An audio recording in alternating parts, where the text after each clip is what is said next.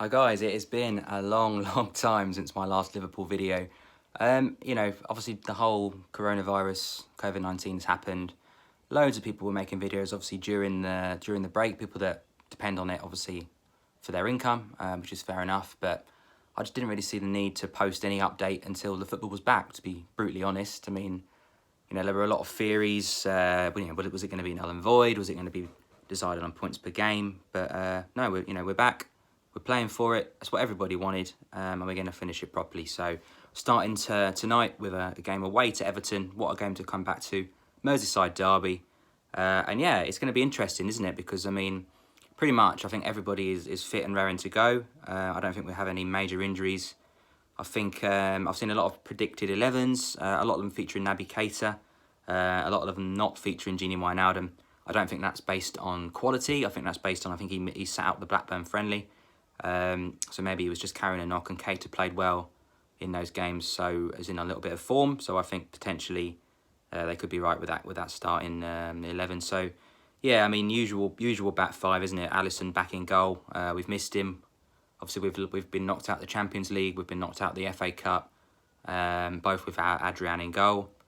So yeah, it would be nice to see Alisson go on a little run now, without getting any injuries. So, over the course of a season, we've even had Adrian in goal for a few of the Premier League games. So Alisson really needs to improve on his injury record, I would say. But he'll be back in the sticks. Fullbacks, Robertson and Trent, just keep on doing what they're doing. Van Dijk in the middle, and it's Gomez or Matip, isn't it? But I think Gomez gets the nod, if I'm honest. Fabinho will be sitting just in front of that. I think Henderson to the right, possibly Keita to the left, and then the usual front three. I watched Blood Red this morning, and they were shoving in Origi and Chamberlain, who, don't get me wrong, good players, but if you've got a fully fit Mane, Salah, Firmino, then they start, don't they? There's nothing else to play for. It's not like we're in the Champions League anymore. We're not in any other cup competitions. We've got Premier League matches to play, and what bigger game do you have than away to Everton in the league? Especially when you're 2 wins from winning the title. So yeah, I think full strength. Gini's the only one I think that's a doubt, but I think other than that it will be full strength. But opposition preview. Obviously we've beaten them twice, I think, this season in the league, pretty comfortably at home when we had Origi and Shaqiri starting the game, and in the FA Cup at home with pretty much our youth team.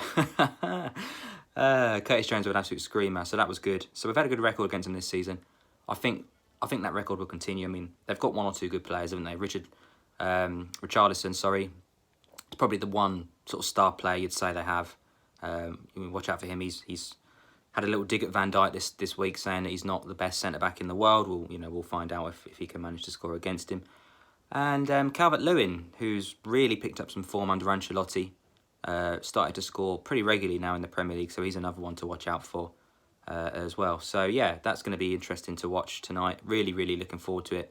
I think it's been 106 days or something since we've last played. I don't know if that's in the Premier League or at all, but either way, it's been a long time. So really, really looking forward to it. I've got my World Club Championship badge in the middle. I've got Van Dijk on the back, and I'm hoping, like you say, with the Nike kit deal now being delayed till August the 1st, so New Balance can finish the season with us, which is only really fair, isn't it?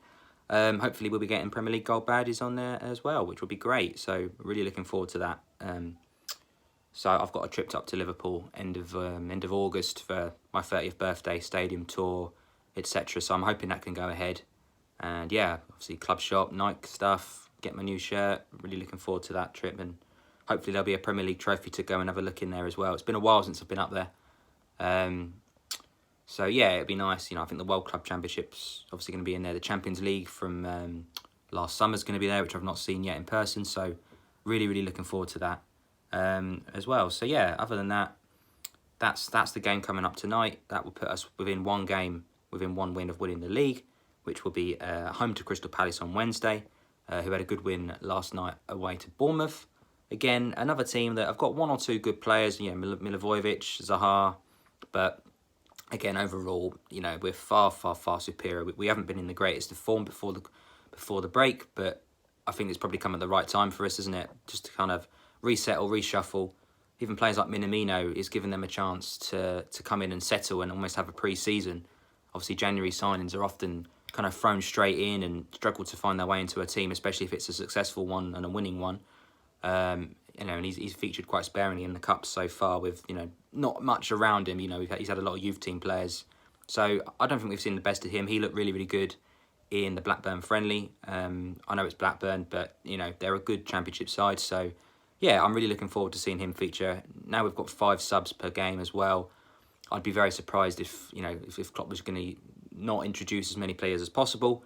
So, you know, I think the likes of Minamino, you know, maybe Milner, possibly Genie if he's fit, maybe Matip, you know, Origi, possibly Lallana could all come on at some point in the game and will definitely feature at least over the next 2 games, bearing in mind they're so quick together after nothing. So, yeah, I watched the Jurgen Klopp interview, I think it was Friday, they had the match preview, and obviously he was saying how worried he was about the null and void when they started talking about that, which, you know, it was never, ever going to happen, was it? You look at the other leagues, you know, Bundesliga carried on, French league stopped playing but awarded the title to the team at the top of the league.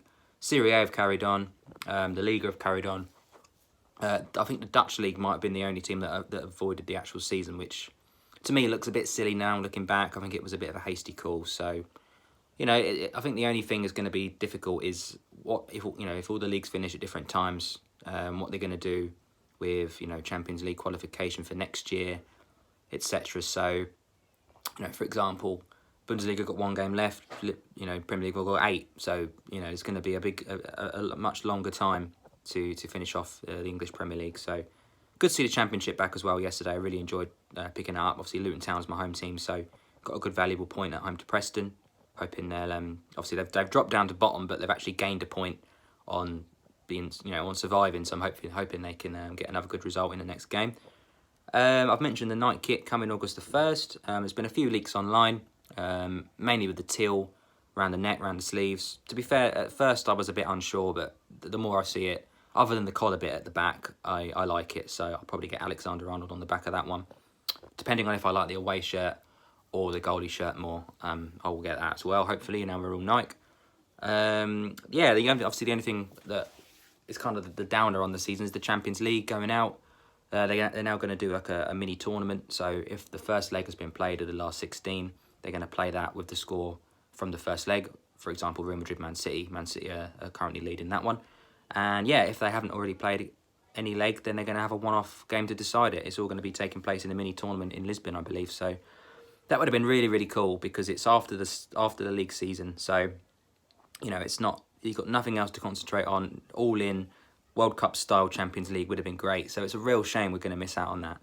I would have really liked to have taken part. I think, you know, looking back, I know you people can moan and stuff. The Atletico Madrid-Liverpool game should never have been played. We know that looking back. It was. Adrian was our best available goalie and, you know, we were beaten. Arguably, we were the better team, but a couple of errors from Adrian at that level. I mean, we've seen it before, haven't we, with Karius. You cannot make those sort of errors in these big games because you will be punished. I mean, Atletico aren't a special team. They're not challenging for the title. You know, they've lost Griezmann, but they've got some good technical players in their side and Oblak in goal, which at the end of the day was the difference between the sides in the end, which was a real shame after we got back in front of the game. So, never mind. Champions League tournament is something to at least look forward to as a neutral. But yeah, moving on. Transfer-wise, obviously Timo Werner was the big name linked with Liverpool. He ended up going to Chelsea for 50 mil. Mixed feelings on this one. You know, I'm not going to pretend I didn't want Werner because I did. But if you look at it, you've got Roberto Firmino up front. If Timo Werner comes in, where does Firmino play? Does he drop to a 10 and you play a 4-2-3-1? Even though we've got loads of midfielders, does he get replaced or does he swap about with Werner? I think Firmino is very selfless and very good at link-up play, but other than a couple of seasons ago, his goal-scoring record hasn't been great. So potentially that could have been a good one, but I personally, like why I say it's mixed, I think there's better players out there. I really, really do. I don't think Timo Werner is, you know, this top player. He's a very good player.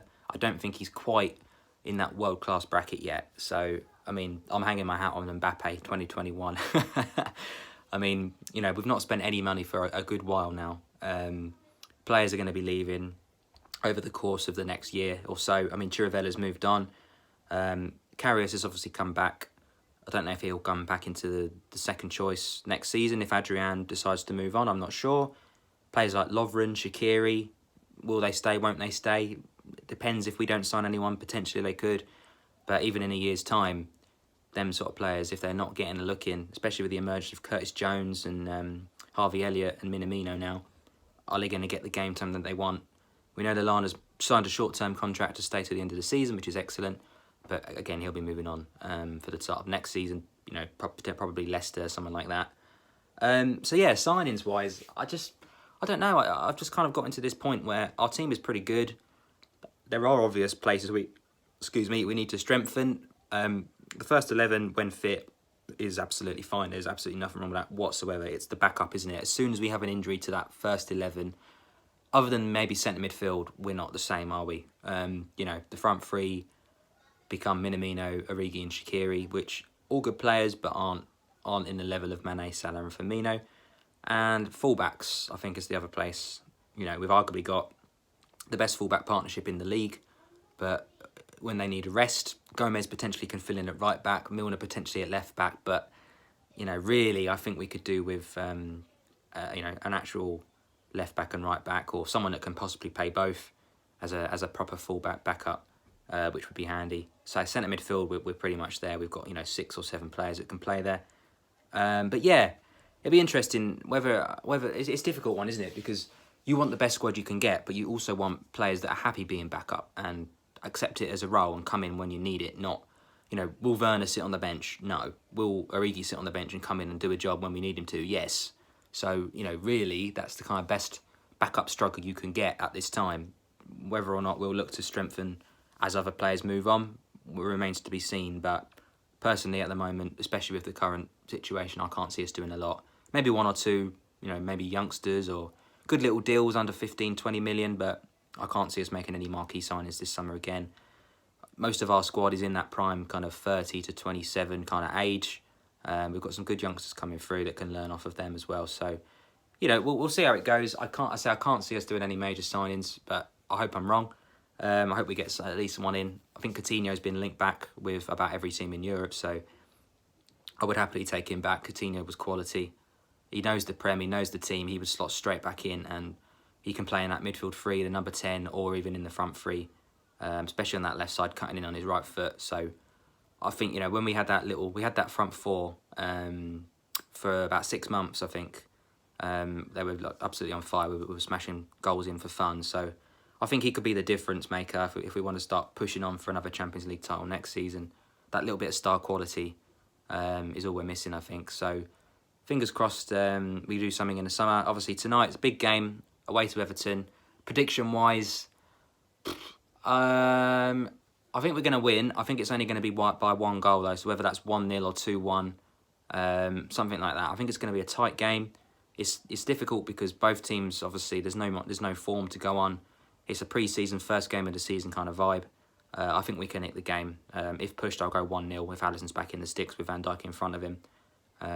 Hopefully we can come away with 3 points and be almost within touching distance of that Premier League title. I think Man City play Burnley on Monday, so you'd think they will win that. If they don't, I think we already get confirmed as champions, or if they draw, we've only got to get a draw against Crystal Palace, etc. So realistically, if we can win if we can confirm the title at home next Wednesday against Crystal Palace, I'll be really pleased. If we maybe draw tonight or draw the Crystal Palace game, obviously we've then got the next game as the chance to win. So we're not going to run out of games. We're going to do it. It's going to happen. And yeah, I'll do a video hopefully to preview the Crystal Palace game when we're 3 points from victory. Take care. Really good to see you again.